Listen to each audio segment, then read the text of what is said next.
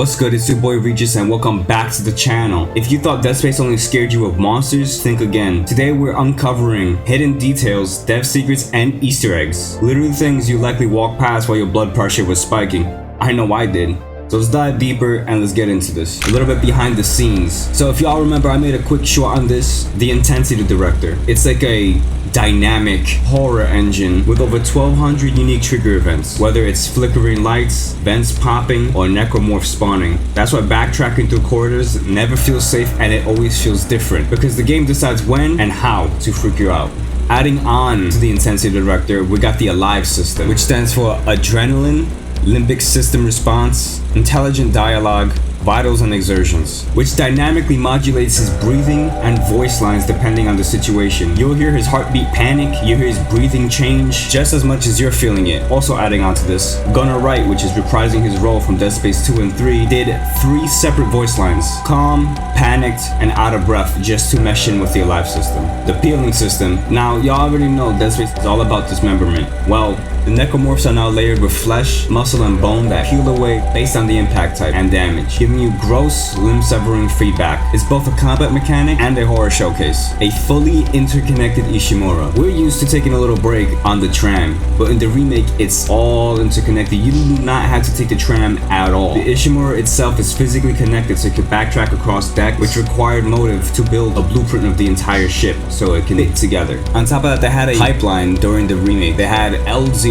analyze the original game, and explore new art directions. The next step was to block out and create a playable area, and rooms are breaking up into kit pieces, like a template. Then initial detail and mood setting, detailing the kit pieces and coloring. Then material and lighting, and they went all in with that. As y'all, if y'all played it, you know. Then a narrative and a lived-in environment, which is, I believe, adds to the horror a lot, and I love it. So they added small wear and tear things, signs of dirt, wear down, like if people walk there a lot, things that made sense, and they made it believable too, like emergency handles or like the way doors open. And then they added the story, what happened on the Ishimura, like all the graffiti, the blood graffiti, the bodies, all of it strategically placed to tell the story. Then polish and integration. They emphasized the horror immersion to a T. Honestly, it's a pipeline that we should all use for all of our creative projects. I know I'm gonna start doing that because it's nice and organized. The creator of the original Dead Space was Glenn Schofield. If you take a close look at the plasma cutter, it says Schofield Tools, which is a nod to him. I thought it was a cool Easter egg when I noticed that. Isaac Clarke's name is actually a nod to 2 legendary sci-fi authors, Isaac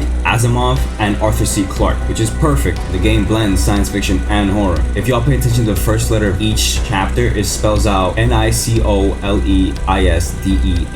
foreshadowing the big twist from the very beginning. It spells out Nicole is dead. The Ishimura's name is after the creator, Hideki Ishimura, which is a in-world Japanese astrophysicist. In-world, he also developed the Shockpoint Drive, which is a device that allows for faster than light travel. Also, the name Ishimura itself is a common Japanese surname translating to Stone Village or Rock Village, which is very appropriate for a planet cracker type ship. Alright, so those were a few fun facts in Dead Space. I know this one was a little short. If y'all want some more details, including lore, extra fun facts, and a deeper dive, make sure y'all check out the podcast, which is launching, or it may have been launched by the time this video is out, on Spotify. There is a link in the description for it. It is called Echoes of Fear. It's a companion podcast for the Fear Gauge, which is going to be coming out at the end of the month, because I cannot cover everything. So if y'all want a longer form, it will be released on Spotify, and if YouTube has a podcast section, I'll put it on there. But next week, tune in. We're gonna go over the scariest moments in Dead Space. And remember, like,